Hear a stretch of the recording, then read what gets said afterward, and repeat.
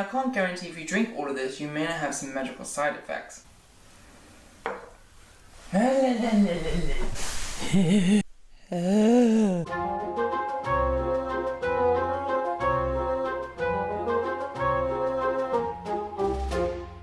guys, and welcome back to another video. So you may not be as lucky as me to live around the corner from the studio tour, and you may not have visited any of the Wizarding World attractions where you can buy butterbeer.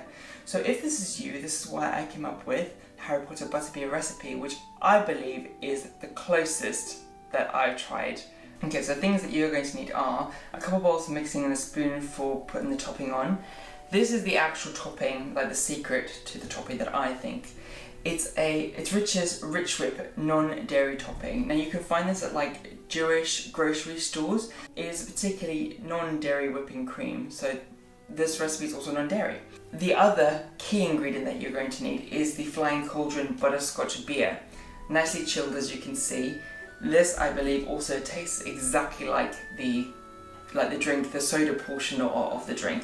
Now, for the flavouring of the Rich Whip, you could just have a plain, and I tried plain, and I think it is pretty much good enough. But if you wanted to add, you can also add some creamy buttery caramel, basically flavouring, but that's optional. And of course, you're going to need a little butterbeer container. So if you have been to the Wizarding World and want to recreate it, then you can obviously use your little tankard that I obviously purchased. But if you, any sort of container will do. You'll also need a mix to mix up the whipping cream. Okay, now let's put this all together and make this wizard drink. So all you're going to basically be doing is mixing this up in the bowl to the same sort of like soft, foamy consistency. It's an easy mode recipe, easy and delicious and magical. Just can't as much as we need, like a little bit. So I'll probably do maybe about that much. Yeah, I think that's okay. Now mix this on a high speed until like a soft foam. Now once you got to this consistency, stop. As I mentioned before, if you'd like to add some of this, it's very optional. It's up to you. You don't have to. I think I actually can do without. Second step is opening up your Flying Cauldron butterscotch beer.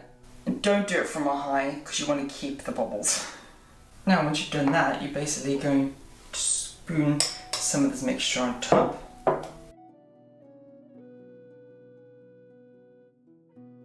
Around a bit.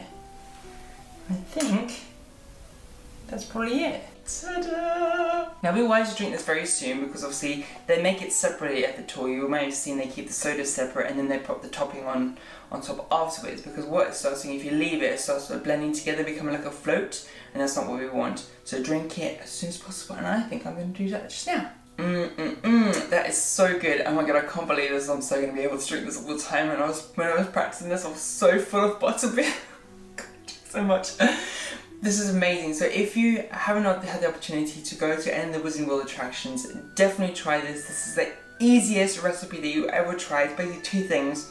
Right, that's it for this week's video. Thank you very much for tuning in. I hope you have enjoyed that. Please do give me a thumbs up if you have. If you do try this recipe, please let me know via any of the social media links below. I'd really love to hear if you think it's the same as well. If you're new here, please do subscribe to my channel. You can do that by clicking on that button over there. And if you have missed my previous video, you can see that by clicking on that box over there. And with anything that I do, I'm always trying to make the Wizarding World just one spell away.